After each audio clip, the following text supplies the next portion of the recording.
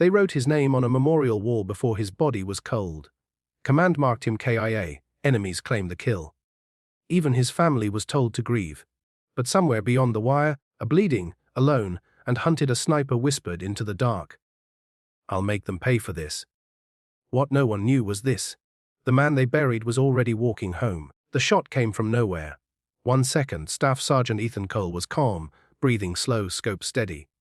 The next, the world exploded into dust, noise and pain. The ridgeline vanished behind smoke as the convoy below scattered, radios screaming over one another. Ethan rolled instinctively, training overriding shock, fingers gripping his rifle even as shrapnel tore into his side. The extraction bird never came. Command tried. Twice. Both times, enemy fire forced the helicopters back. Night fell fast in the mountains, and with it came the order no soldier ever wants to hear: abort mission. Ethan was last seen firing, covering his team's retreat. Then the radio went silent.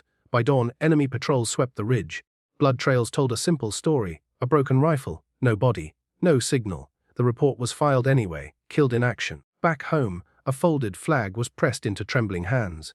His father stood rigid, jaw clenched, while his mother collapsed into grief. His younger sister replayed old voicemails just to hear his voice say, "I'm fine, I'll be home soon."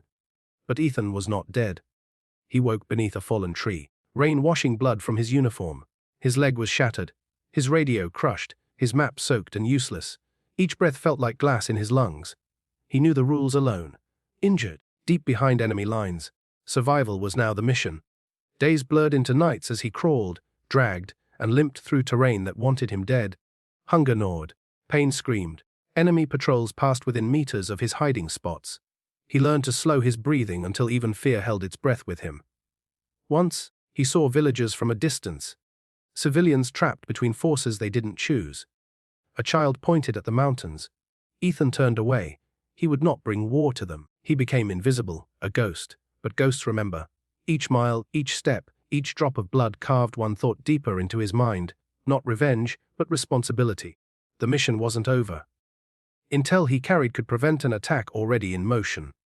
Hundreds of lives depended on information only he had seen through his scope. They thought he was dead. That was their mistake. The storm hit on the 7th night. Rain pounded the earth, masking sound, erasing tracks. Ethan moved when no one else could. He used the storm like cover, like armor. He splintered his leg with torn gear and grit. Every step was agony, but stopping meant dying. At dawn, he found high ground and rebuilt his rifle from parts he had carried like sacred relics. He watched, he waited. He confirmed what command needed to know: enemy movement, timing, the target that would change everything. He transmitted once. A weak signal. A miracle. At base, operators froze as a call sign long marked KIA crackled through the room. Silence followed. Then action. Everything moved. Ethan didn't wait for rescue. He walked. Through villages, through forests, across open ground where one mistake meant death. He avoided fights when he could, protected civilians when he couldn't. Once, he scared off armed men without firing a single round. Just presence, just resolve. When friendly forces finally spotted him, they thought they were seeing things. A man with a torn uniform, a shattered leg, eyes steady as ever. The ghost had walked home. Weeks later, standing on a quiet base as the sun rose, Ethan listened as commanders spoke of missions saved, lives protected, disasters avoided. He said little. He didn't need praise. At the memorial wall, his name was removed. At home, his mother touched his face like he might disappear again. And when someone asked him how he survived, how he kept going when the world had already buried him, Ethan answered simply, "I remembered who I was walking for." Some heroes don't come back the way they left. Some carry scars no medal can explain. And some are written off before their work is done.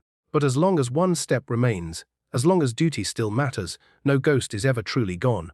Because real soldiers don't disappear. They walk home.